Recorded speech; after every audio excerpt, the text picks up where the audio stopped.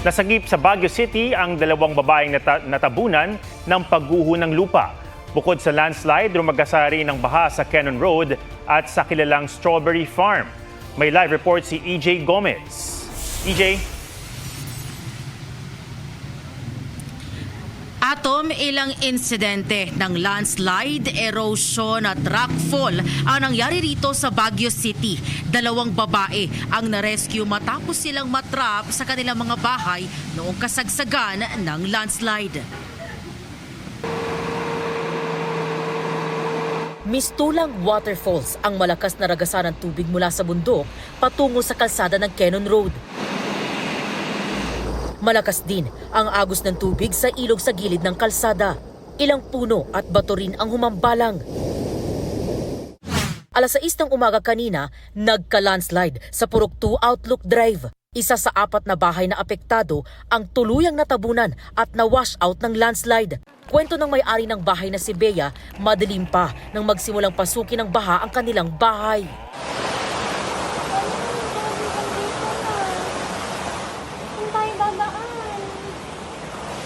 Nagising ako, akala ko lang po may gumiba na bahay.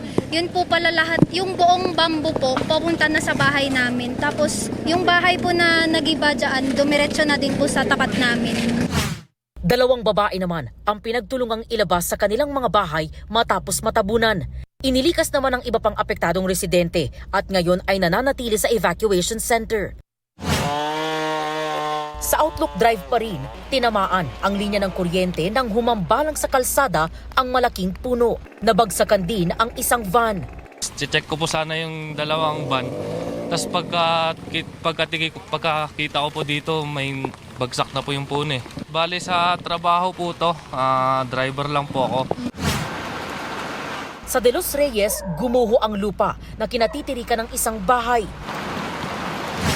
Nagka-landslide rin sa Purok 4B sa Luknab. Tinakpan na lang ng trapal ang lupa para maiwasan ng lalo pang pagguho nito sa kasagsagan ng pag-uulan.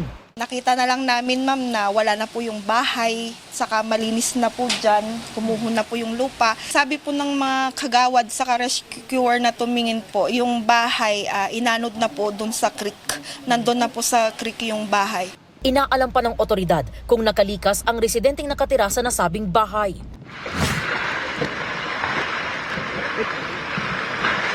May nagbagsakan ding lupa at mga bato sa Tuba, Benguet. Tinangay ang isang pick-up truck na nakapark sa Asin Road, Tadyangan sa Tuba. Ang kilalang Strawberry Farm sa La Trinidad, Benguet, nagmistulang lawa. Nalubog sa baha ang mga pananim kasunod ng magdamagang pag-ulan. Biglang umapaw yung tubig. Wala na. Wala na, sira na. Yung pananim namin, kawawa kami. Mangutang ulit. Ipalit ng pananim. Kaninang umaga ay nagpulong ang Baguio City government. We have about 28 families na evacuated. That would translate to about 80, 81 or 82 individuals.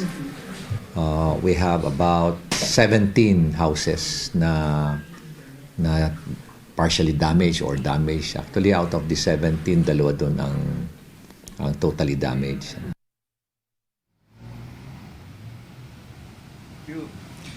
Atom, nandito tayo ngayon sa kahabaan nitong Session Road at kanina nag-ikot-ikot tayo dito sa Baguio City proper at nakita natin na wala nang gaanong pagbaha. Ang ulan kasi hindi na gaano malakas at kani-kanina lang, ambon-ambon na lang ang nararanasan dito sa Baguio City.